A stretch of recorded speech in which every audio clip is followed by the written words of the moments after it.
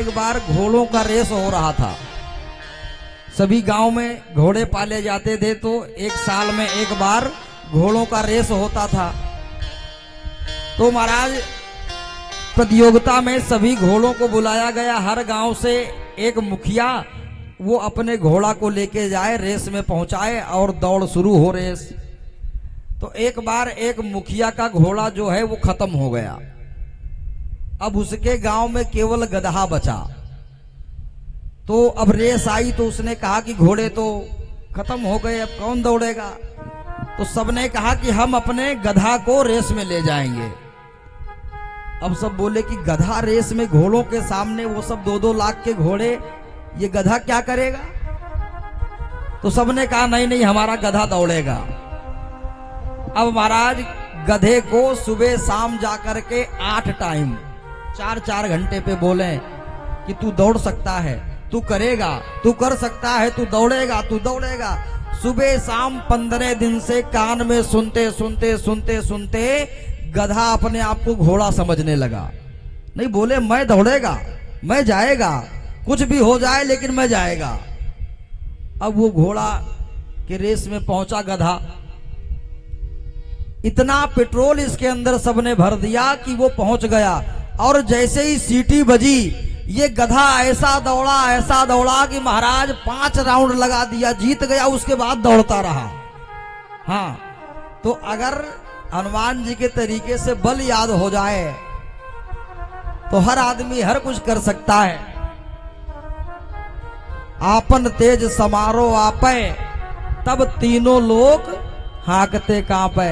हम लोग अपना तेज अपने हाथ में नहीं रखे। हम लोग ये सोचते हैं कि हमें कोई खुश कर देगा।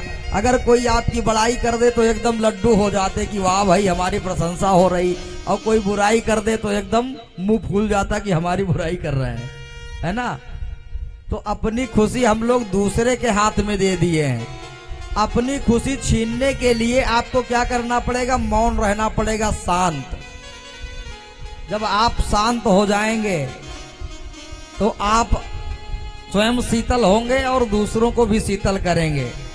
एक बार एक मिट्टी बनाने वाला चिलम बनाता था। चिलम मिट्टी को आकार देता, उसका चिलम बनाता। तो एक दिन क्या किया उसने, मिट्टी को उठाया और दूसरा आकार देने लगा। मिट्टी बोला कि अरे मेरे मालिक, आज ये क्या कर रहे हो? पहले आप मुझे चिलम बना रहे थे, आज क्या बना रहे हो? तो उसने कहा कि अब मेरा विचार बदल गया है, अब मैं सुराही बनाने जा रहा हूं, सुराही बनाऊंगा। तो मिट्टी बोला कि तुम्हारा तो विचार बदला, मेरी तो जिंदगी ही बदल गई। पहले मुझे चिलम बनाते थे, मैं स्वयं जलती थी, दूसरों को भी जलाती थी। अब मैं सुराही बनूंगी, मेरे अंदर जल भरा जाएगा, मैं स्वयं शीतल हो जाऊंगी और दूसरों को भी शीतल करती रहूंगी। तो जिसके अंदर प्रेम है उन लोगों को प्रेम बांट रहा है, जिसके अंदर दया है वो दया बांट रही है। तो आप देने वाले बनिए।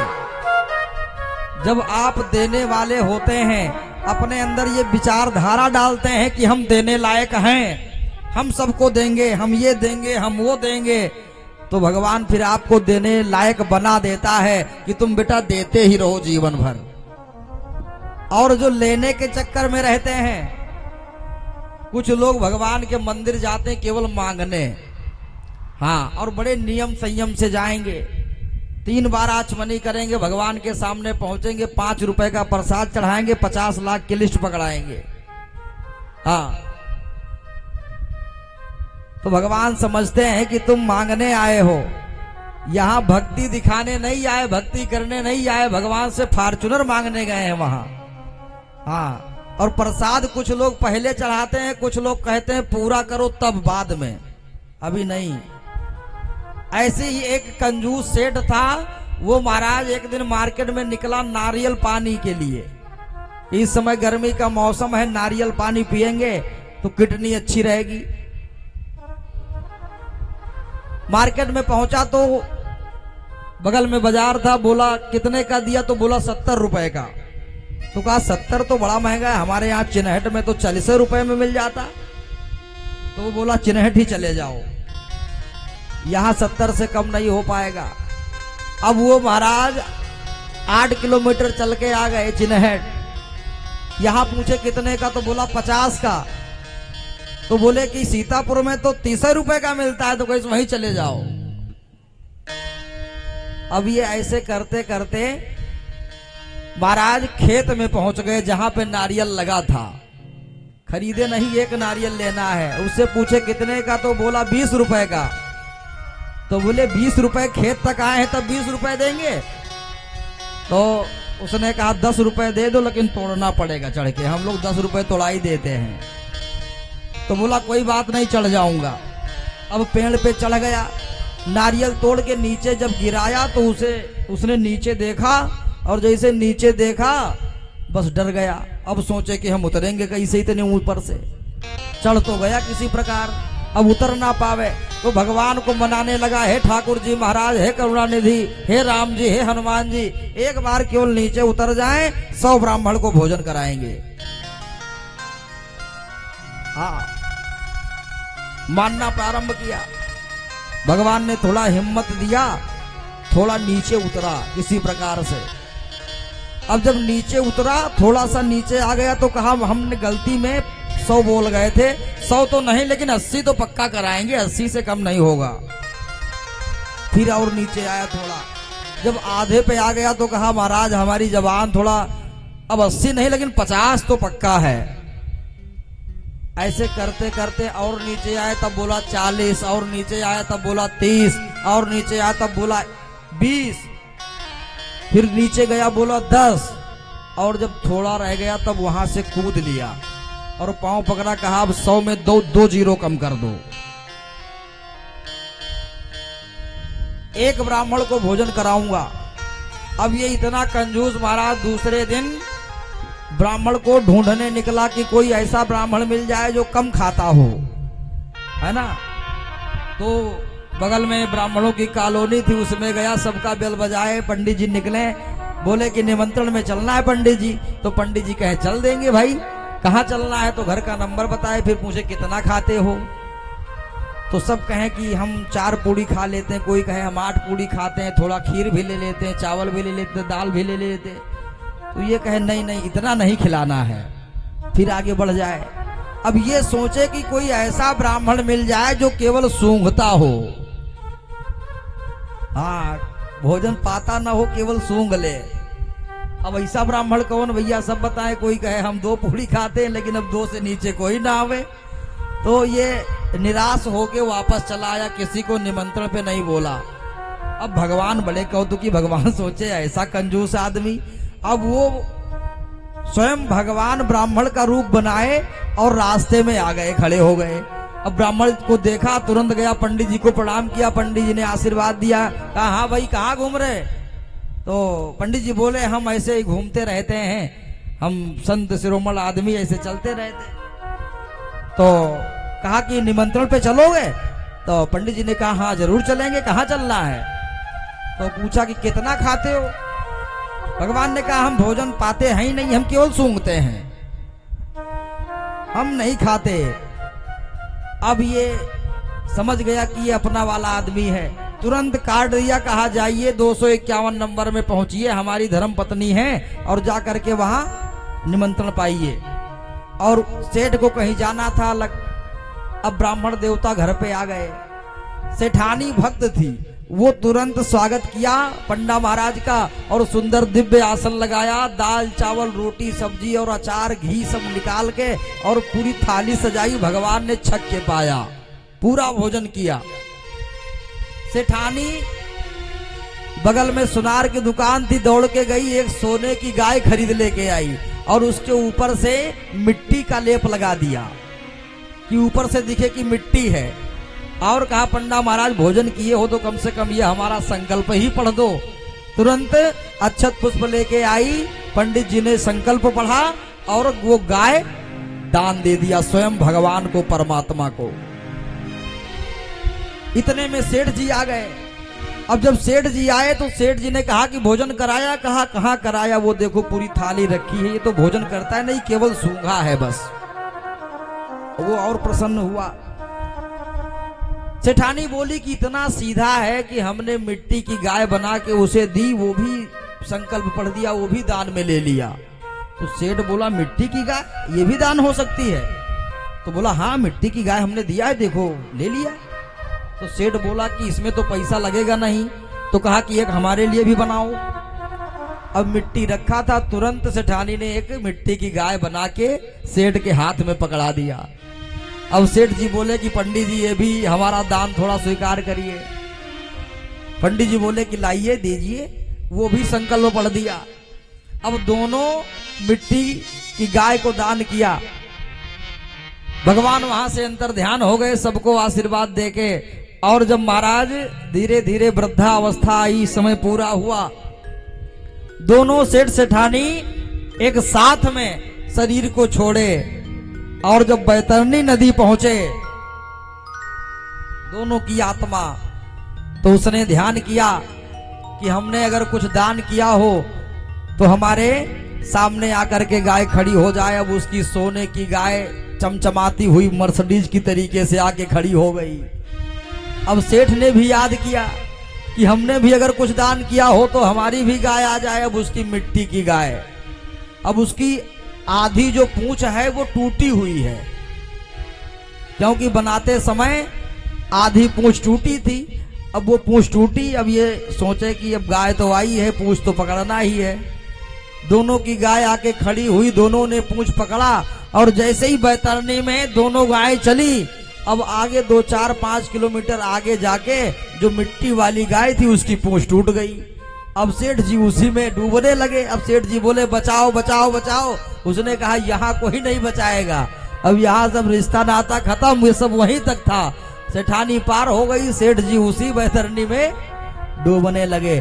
तो इसलिए हम लोग अकेले आए हैं संसार में, तो भी समय साथ मिला है, लेकिन जब जाना होगा तब भी अकेले जाएंगे, और जब आए हैं तब भी अकेले आए हैं। तो इसलिए अकेले जब बैठें तो भगवान को याद करते रहें।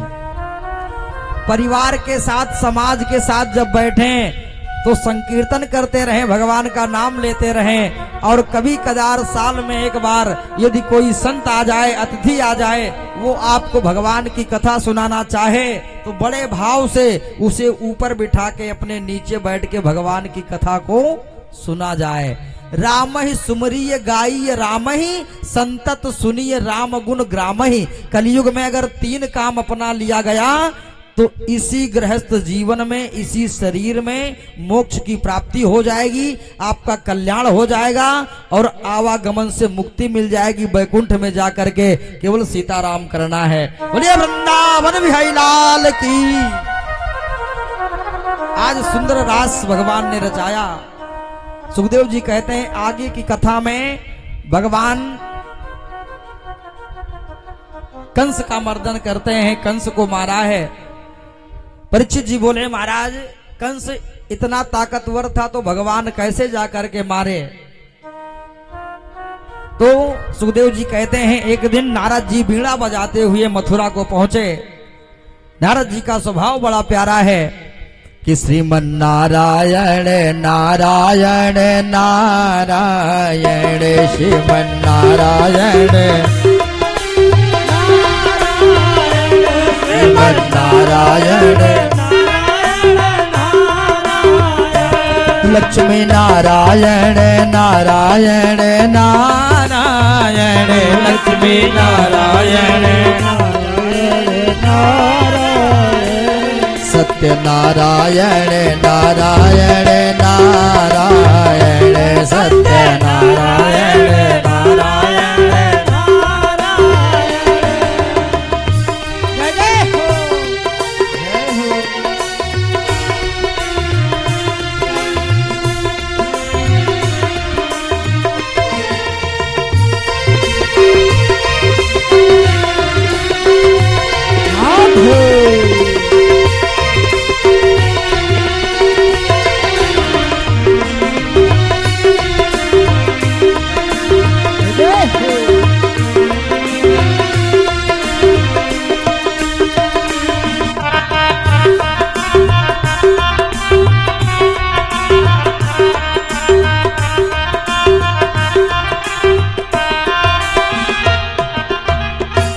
बोलिए लक्ष्मी नारायण भगवान की जय हो।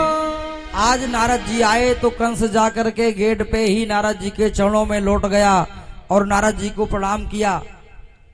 नारद जी ने आशीर्वाद दिया, कहा क्या बात है, बड़े चिंतित लग रहे हो। कंस हाथ जोड़ के बोला, महाराज मेरा एक शत्रु है, मुझे पता है कि वो कहां रहता है, लेकिन मैं उसे मार नहीं पा रहा हूं, परास्त नहीं कर पा रहा हूं। हम जितने भी राक्षसों को भेजते हैं, जितने भी हमारे सेनापति जाते हैं, कोई वापस ही नहीं आता। तो नारद जी ने बताया कि देखो उसके घर में जाके मारना इतना आसान नहीं है, वो भी खिलाड़ी है, तुम खिलाड़ी हो तो अनाड़ी थोड़ी ना है, वो भी खिलाड़ी है। तो क्या करें? तो नारद जी ने बताया कि उसे अपने घर में बुलाओ। अब देखो, जो लोग आपसे जलते हैं, विचार है ये सूत्र है, जो लोग आपसे जलते हैं, आपसे ईर्ष्या करते हैं, द्वेष करते हैं, उनकी दुश्मनी आपसे नहीं है, दुश्मनी आपसे नहीं है, वो केवल आपके प्रभाव से, जो आप हैं और वो नहीं है, तो पहले तो वो आपकी बराबरी करेंगे। पहले वो चाहेंगे कि आप जैसे रहते हैं, आपका जैसे खाना पीना है, आपका जिस तरीके से व्यवहार है, वो पहले दिखावटी करेंगे, वैसे बनने का प्रयास करेंगे। लेकिन जब बन नहीं पाएंगे तो वो आपसे ईर्ष्या करेंगे, द्वेष करेंगे और फिर आपको पीछे करने की साजिश करेंगे। उसमें उनका कितना भी नुकसान हो जाए, लेकिन वो लगे रहेंगे कि इसे हराना है, इसे हराना है, इसकी बेइज्जती करना है किसी प्रकार से। और जितने ही वो लगे रहेंगे उतने अंदर ही अंदर जलते रहेंगे। एक डॉक्टर साहब थे, वो किडनी का इलाज करते थे, तो वो कहने लगे आजकल देखो लोगों की किडनी खराब हो रही है। क्यों खराब हो रही है? अपने मन में लोग इतनी ईर्ष्या रखते हैं, इतनी जलन रखते हैं स्वयं अपने मन में।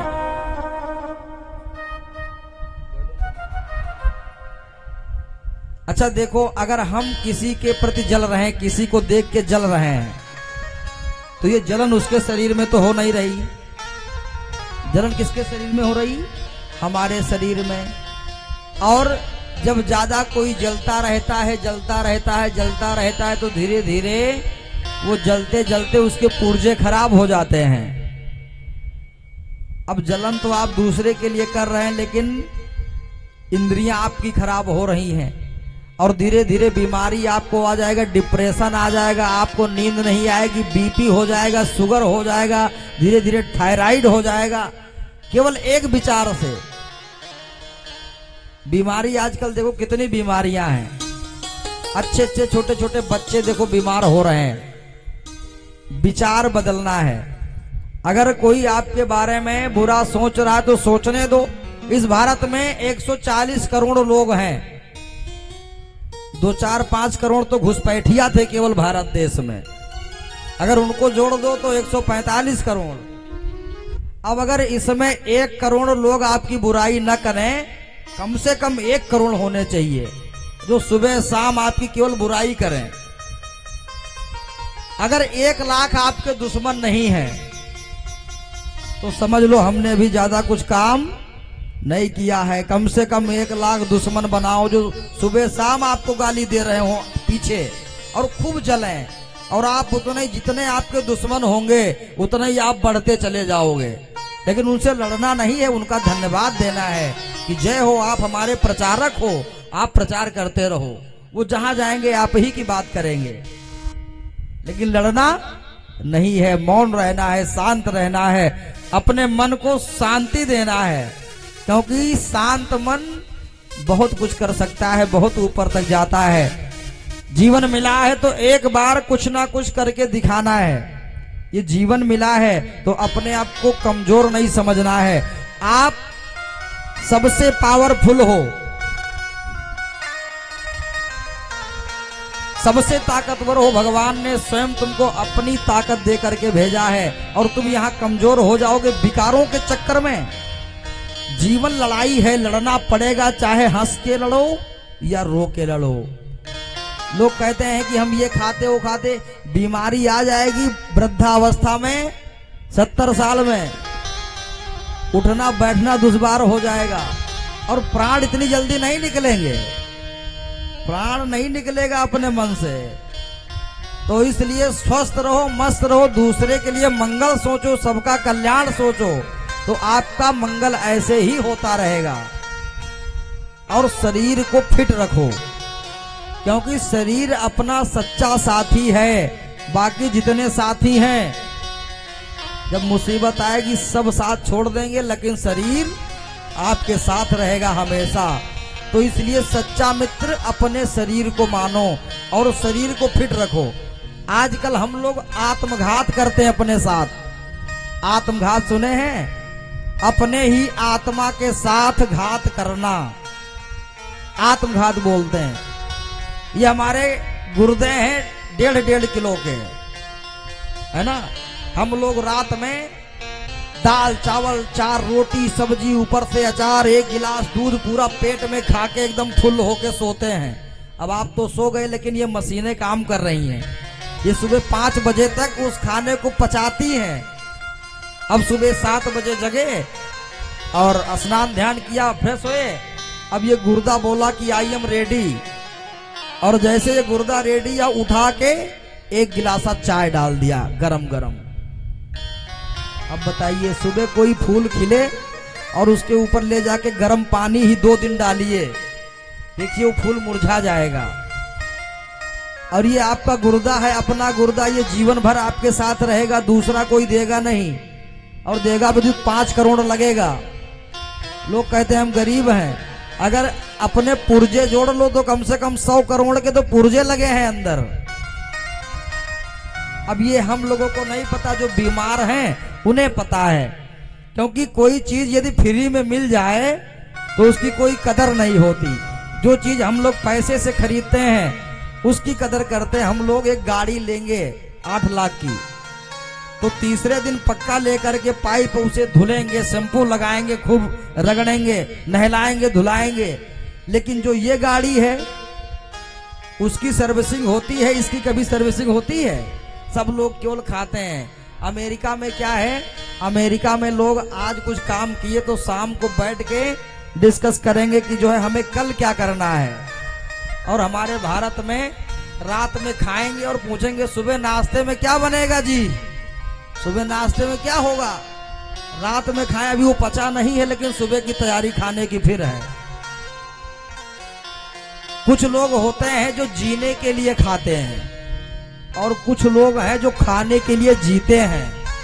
हाँ, एक बार हमने पूछा कि जीने के लिए खाते हो कि खाने के लिए जीते हो, तो बोला कि महाराज हम तो खाने के लिए ही जीते हैं। हाँ, केवल हमको भोजन मिलता रहे सुबह शाम। अब बताइए, किडनी को आराम नहीं मिलेगा तो कब तक चलेगी। सुबह सुबह उठा के चाय दे दिया, फिर ब्रेड दे दिया, उसके बाद में पकौड़ी दे दिया, फिर कचौड़ी दे दिया, फिर और कुछ डाल दिया, फिर दही डाल दिया, फिर पता नहीं क्या क्या खाते रहते, दिन भर मुंह चलता ही रहता है। अच्छा, आयुर्वेद कहता है जिन्हें स्वस्थ रहना है, 100 वर्ष तक जीना है, उन्हें सूर्यास्त के बाद भोजन करना बंद कर देना चाहिए। सूर्यास्त के बाद भोजन नहीं करना। सुबह पहले चाय नहीं पीना। सुबह जब आपके गुर्दे कंप्लीट हो तो बढ़िया उन्हें फल दो, 2 केला, 1 सेब, भुना हुआ चना, ये सब काजू बादाम पीस के 1 गिलास दूध डाल के दे दो। धन्यवाद बोलेगा कि वाह क्या कृपा कर दिया तुमने हमारे साथ। अगर सुबह सुबह नारियल पानी कोई पीना शुरू कर दे, 1 नारियल पानी लो, अपने हाथ ये हो सकता है, और काट के सुबह सुबह खाली पेट नारियल पानी पीजिए। 1 महीने के अंदर आपकी आंखों की रोशनी बढ़ जाएगी, थकान जो है शरीर में कम हो जाएगी, और तुम्हें लगेगा कि हम धीरे धीरे अब स्वस्थ हो रहे हैं, ऊर्जा आने लगेगी शरीर में। और चाय पीते रहे, कुछ लोग कहते हैं महाराज हम चाय न पिए तो हमारा सिर ये पकड़ लेता है। चाय से माइग्रेन हो जाता है, बीमारी हो जाती है। चाय पत्ती और दूध जब मिलता है तो ये सिर का जो, आज लोग डिप्रेशन में रहते हैं, कहते हैं हमें बड़ी चिंता है, तनाव रहता है, तो ये सब बीपी, चाय पीते पीते शुगर हो गया, और जब शुगर हो जाएगा तब कुछ नहीं खाएंगे। तब बोले डॉक्टर बोले हैं कि 300 से ऊपर हमारा शुगर रहता है, महाराज जी हम मीठा नहीं खाते, हम दूध नहीं पीते, हम ये नहीं खाते, हम चावल नहीं खाते, हम वो नहीं खाते। पहले से ही थोड़ा थोड़ा विचार कर लो, खाते रहो, हफ्ते में एक दिन खा लो, और ज्यादा खाते रहोगे तो एकदम छोड़ना पड़ेगा, क्योंकि किसी चीज की अति नहीं करनी चाहिए। अति हर चीज की खराब है, जहर है। बोलिए वृंदावन बिहारी लाल की जय। इधर आज नारद जी ने कंस को बताया कि आप ऐसा करो, अपने यहां धनुष यज्ञ रखो, उसी में कृष्ण को दाऊ को बुलाओ, और जैसे ही कृष्ण आवे अपनी कुबरिया पीर हाथी को गेट पे लगा दो। 10,000 हाथियों का बल है कुबरिया पीर हाथी में, जितने सेनापति हैं सबको गेट पे लगा दो। आज महाराज अक्रूर जी को भेजा है रथ लेकर के। अक्रूर जी जाते हैं, नंद बाबा को पता चला, यशोदा मैया को पता चला कि सुबह कन्हैया को मथुरा भेजना है, तो आज रात में ही तैयारी कर देते हैं। भगवान बड़े प्रसन्न हैं। लेकिन महाराज जब गोपियों को पता चला तो सभी गोपियां दौड़ के आ जाती हैं और भगवान कन्हैया के गले लगती हैं। कन्हैया, हो सकता है हमसे कोई गलती हो गई हो, हमसे कोई भूल हो गई हो, तो हमें क्षमा करना। और एक बात ध्यान रखना कि जो गोपी हैं ये आपसे निश्चल प्रेम करती हैं। हम लोग आपको जो बोलते थे ये भाव में बोलते थे, और आज सभी गोपियां बरसाने से राधा रानी आती हैं और सभी कन्हैया को रोक रही हैं। भगवान समझा रहे हैं कि बस आज जा रहे हैं, परसों वापस आ जाएंगे। यशोदा मैया कन्हैया को भेजते समय रोने लगी और सभी गोपियां रो के कहती, कन्हैया अगर नहीं मानते हो तो जाओ, लेकिन एक बात ध्यान में रखना, जो प्रेम आपको वृंदावन में मिला है, जो ब्रज में मिला है, वो और कहीं मिलने वाला नहीं है। आप ग्वालों को लेकर के हमारे घर में आते थे, घर में माखन चुराते थे, लेकिन हम लोग हंस के आपके सभी गमों को सहते थे। लेकिन आज आप हमें छोड़ के जा रहे हो। भगवान सबको प्रणाम करते हैं कि बस 3 दिन की बात है, परसों वापस आ जाऊंगा। आज अक्रूर जी भगवान को लेके चले, सभी ग्वाल बाल भगवान के पीछे रथ पे बैठ लेते हैं। आज अक्रूर जी जाकर के यमुना जी में स्नान कर रहे हैं और मन में चिंता कर रहे हैं कि अगर कहीं ये लाला इंसान निकला तो कंस मार देगा और ये पाप मुझे लग जाएगा। उन्हें विश्वास नहीं कि कृष्ण भगवान है। आज भगवान ने अक्रूर जी को दर्शन दिया और आगे जाके धोबी का उद्धार किया। कंस का धोबी वस्त्र लेकर के आ रहा था। वस्त्र धुल के प्रेस करके बढ़िया चकाचक बना के लेके आ रहा था। सभी ग्वाल बालों ने कहा हम लोग मामा के यहाँ जा रहे हैं, तो ऐसे फटे पुराने कपड़े पहन के जाएंगे तो मामा क्या इज्जत करेंगे। तो भगवान ने कहा हम वस्त्र की व्यवस्था करते हैं। जा करके धोबी से वस्त्र मांगने लगे। धोबी ने कहा देखो हम कंस के धोबी हैं, ये वस्त्र राज दरबार का है, तुम लोग ग्वाला हो, ये वस्त्र तुम्हें नहीं मिलेगा। आज वो जिद करने लगा तो भगवान ने एक चाटा लगाया और एक ही चाटा में 3 बार चक्कर खा के धोबी गिरा और वही गोविंदाय नमो नमः हो गया। भगवान वस्त्र लेकर के दर्जी के यहाँ गए। दर्जी ने वस्त्र को सेट किया, भगवान ने आशीर्वाद दिया। आगे बढ़े तो सबने कहा कि कन्हैया अगर तिलक लग जाता, चंदन लग जाता तो और आनंद आ जाता। आज एक 90 साल की बूढ़ी माँ कुब्जा, जिनका कुबर निकला हुआ था, वो कंस के यहाँ तिलक लगाने जा रही थी। भगवान ने देखा, बड़ी तेज से बुलाया, ए सुंदरी। आज वो मुड़ के पीछे देखी कि हमको जीवन में पहली बार किसी ने सुंदरी कहा। हाँ, बचपन से ही कुंवर निकला था। मुड़ के देखी भगवान को, और जैसे ही भगवान का दर्शन किया उसका मोह समाप्त हो गया। और भगवान में इतनी तेज है कि वो दौड़ के आई, भगवान को गले से लगा लिया और बोली, लाला क्या बात है। भगवान ने कहा कि सुंदरी, हम सबको आप तिलक लगा दो। बड़े भाव से उसने तिलक लगाया सभी ग्वाल बालों को। और भगवान ने जैसे ही सुंदरी को स्पर्श किया, आज वो 16 साल की युवती बन करके, तरुणी बन करके प्रकट हो जाती है। आज भगवान ने कुब्जा का उद्धार किया। आगे चल के भगवान जैसे ही कंस के गेट पे पहुंचे, कुबरिया पीर हाथी जिसमें 10,000 हाथियों का बल था, उसे खूब मदिरा पान कराया गया और उसे गेट पे खड़ा कर दिया। जैसे ही भगवान आए, आज हाथी को छोड़ दिया है, भीषण मल्ल युद्ध होने लगा है। आज जिस हाथी में 10,000 हाथियों का बल था, भगवान ने सूंड पकड़ा और दाऊ भैया ने पूंछ पकड़ा, बीचों बीच से हाथी को फाड़ दिया। जितने सेनापति आते गए, भगवान सबको परास्त करते हुए जहां पे धनुष रखा हुआ था वहां पहुंचे और एक ही क्षण में धनुष को उठाया और तुरंत धनुष को तोड़ दिया। कंस को पता चला कि धनुष टूट गया। नारद जी ने बताया था कि यदि धनुष टूट गया तो तुम बच नहीं पाओगे। अब ये कंस डर गया, जा करके कमरे में कुंडी लगा करके रात में दाल रोटी आई कि प्रभु कम से कम भोजन कर लो। जैसे दाल में जीरा देखा, वो थाली बड़ी तेज से फेंक दिया, इसमें कन्हैया है। हर काली चीज में उसे कन्हैया नजर आने लगे। प्रातः काल भगवान आते हैं, जाके कंस को पकड़ के लाए। आज भीषण युद्ध हुआ है जिसमें भगवान ने कंस को मारा है। बोलिए कंस मर्दन भगवान की, वृंदावन बिहारी लाल की, श्रीमद् भागवत महापुराण की। कंस को मार के नाना उग्रसेन को, पवन रेखा जी को जेल से बाहर निकाला, मैया को बाहर निकाला और ले जा करके सबको दिव्य स्नान कराया। स्नान करा के सबको 56 प्रकार का भोग लगवाया, सुंदर वस्त्र पहनाए और उग्रसेन जी का पुनः राज्याभिषेक किया। ऐसा करते करते महाराज भगवान को 6 महीने बीत गए। वहां की राज की व्यवस्था बनाने में 6 महीने लग गया।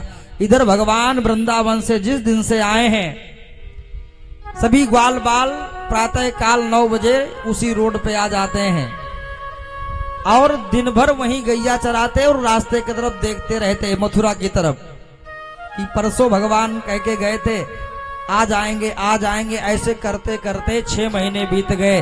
जब भगवान शाम को नहीं आते तो सब जाके ग्वाल बाल मैया से कहते, मैया आज भी तेरा लाला मथुरा से वापस नहीं आया। एक दिन सभी गोपियां भगवान कन्हैया को याद करके और महाराज उनसे निवेदन करती हैं कि कन्हैया एक बार आ जाओ। कि कह के गए थे श्याम सुंदर, मैं आए जाऊं बस कल परसों। निकले तुम निर्दयी जिया, आए ना बरसों बरसों। कि मेरा चित्त तो चाहत उड़ जाऊं जहान से, पर उड़ा न जाए बिना परसों। आज सभी गोपियां भगवान कन्हैया को याद करते हैं।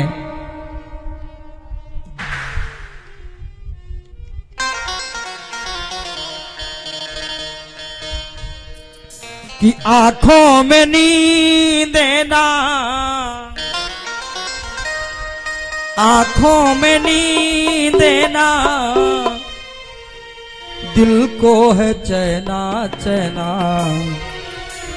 हे बनवारी तरसे है नैना, हे बनवारी तरसे नैना।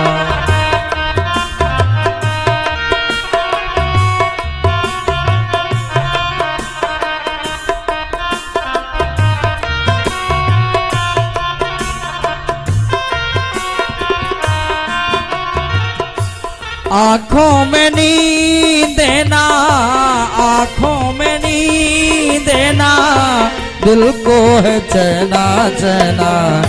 हे बनवारी तरसे नैना, हे बनवारी तरसे नैना। जय जय हो।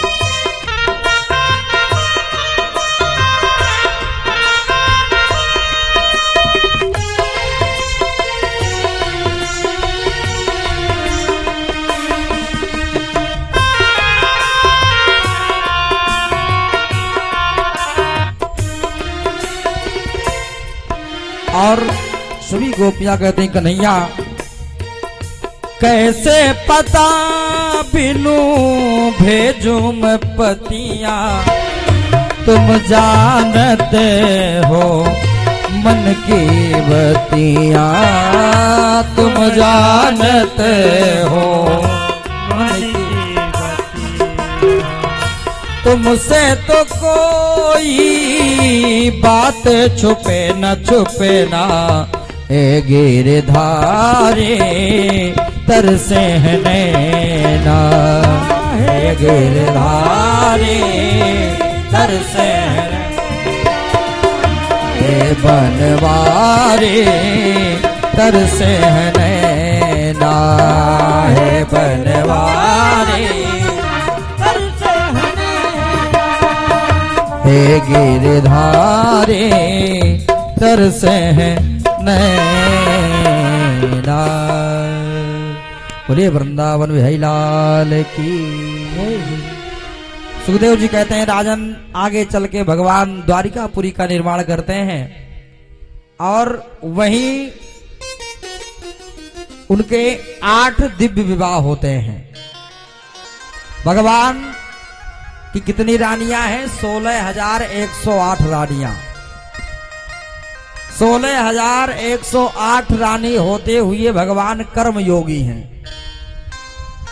आज सुखदेव जी कहते हैं जिनमें रुक्मणी मंगल हम लोग बड़े ही भाव से मनाते हैं। महाराज भीष्मक की पुत्री हैं रुक्मणी जी और भीष्मक जी कथा के प्रेमी हैं। ये कथा सुनने जाते तो रुक्मणी जी को साथ में ले जाते।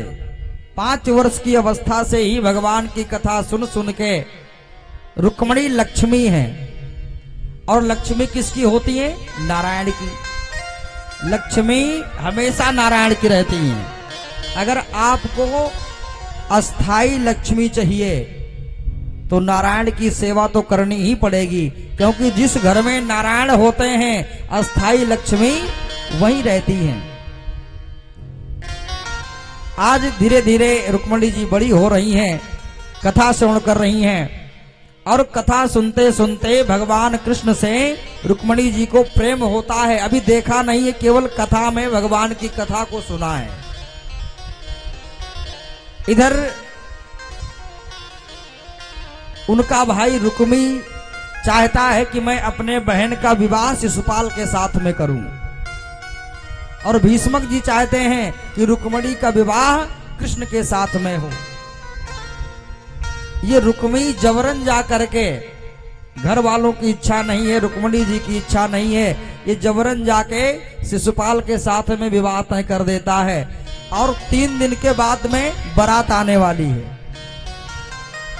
इधर रुक्मणी मैया ने भगवान को पत्र लिखा कि आपको पता है कि मैं विवाह करूंगी तो आप ही से करूंगी, लक्ष्मी हमेशा नारायण की है, और ये मेरा भाई जबरन विवाह कर रहा है, तो मैं परसों गौरी पूजन के लिए मंदिर जाऊंगी, आप वहीं आना और आपके साथ में हम चलेंगे, आपसे विवाह करेंगे।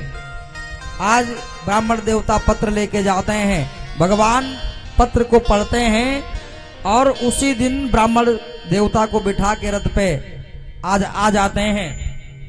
इधर जिस दिन विवाह होना है उस दिन शिशुपाल महाराज तैयारी करता है विवाह की, और गाजे बाजे के साथ में बारात लेकर के आता है। इधर एक गुप्तचर पहुंचा, बोला कि हमने अभी गांव के बाहर कन्हैया को देखा है और हमने पता लगाया तो उनका निमंत्रण न लड़की वालों के तरफ से है और ना ही लड़का वालों के तरफ से है। तो कृष्ण द्वारिकाधीश यहाँ क्या कर रहे हैं, जरूर कुछ ना कुछ कारण है। आज रुक्मी को यह बात पता चला, तो जब रुक्मणी मैया गौरी पूजन के लिए जा रही होती हैं तो 100 सेना साथ में दे दिया, कहा तुम जाओ, केवल रुक्मणी की रक्षा करना। आज रुक्मणी जी गौरी मैया का पूजन करती हैं और सभी सैनिक सामने खड़े हैं लाइन लगा करके। इतने में ही भगवान पहुंच गए। भगवान पहुंचे तो इनका रथ इतना चमक रहा है, भगवान के चेहरे पे इतना तेज है कि इनका प्रकाश पड़ते ही सभी सुध बुध खो बैठे और देखने लगे कि वाह क्या छवि है, कितने सुंदर दिखते हैं। इतने में रुक्मणी जी जब मंदिर से निकली तो उनके चेहरे को निहारते हुए आधे रुक्मणी जी को देख रहे हैं, आधे भगवान को देख रहे हैं और मन में विचार कर रहे हैं अगर इनका विवाह इनसे होता तो कितना अच्छा होता। इतने में भगवान रुक्मणी जी का हाथ पकड़े रथ पे बिठाया और रथ लेकर के वहां से चल दिए। जब 1 किलोमीटर आगे निकल गए तब ये लोग विचार किए कि हम लोग यहाँ क्या करने आए थे। एक ने कहा हम लोग रुक्मणी की रक्षा के लिए आए थे। तो वो बोला कि सब मारे जाओगे, रुक्मणी तो गई। अब ये लोग बड़ी तेज से पकड़ो दौड़ो भागो पकड़ो दौड़ो। एक ने जाके शिशुपाल से बताया कि हम लोग तो गए थे लेकिन जो आपकी दुल्हन थी वो तो भगवान कृष्ण के साथ में रथ पे बैठ के चली गई। अब ये लगा रोने कि बारात लेके आए हम और दुल्हन कोई और ले गया। तो सबने समझाया कि कोई बात नहीं। जरासंध पहुंचा, बोला कि ऐसा क्या है, हमको तो महाराज ये 18 बार हम जा करके इसके ऊपर आक्रमण किए लेकिन हर बार हराया इसने। तब एक बार हमने भी दौड़ाया तो ऐसा दौड़ाया कि इनको द्वारिका जाना पड़ा। तो फिर वो बोला कि जब हमसे बड़े बड़े सब बैठे हैं, 18 बार हार के बैठे हो और तुमको कुछ नहीं हुआ तो हम भी किसी तरीके से, कोई बात नहीं है।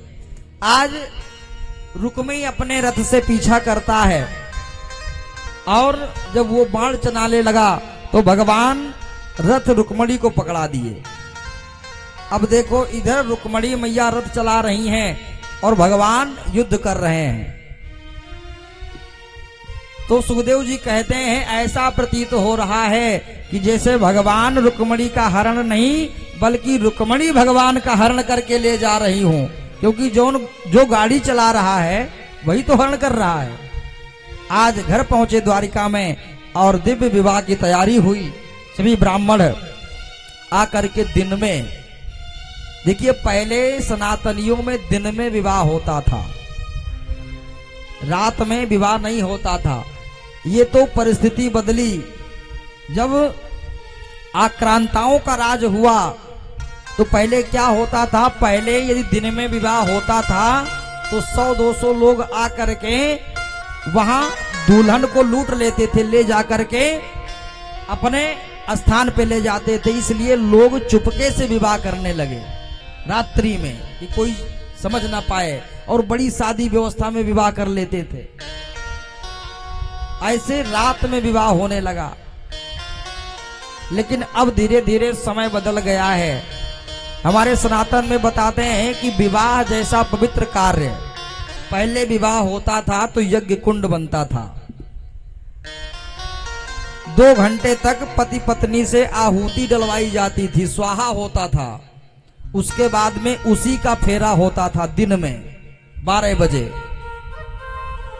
अब देखो हवन का नामो निशान नहीं होता है। एक छोटा सा रख लेते हैं पंडित जी, और विवाह में महाराज दूसरा दिन लग जाता है 4-5 बजे, क्योंकि 12 बजे तो द्वार का 4 होता है जब विवाह का समय होता। इधर पहले जब विवाह पंडित जी करवाते थे तो उनसे पूछा जाता था,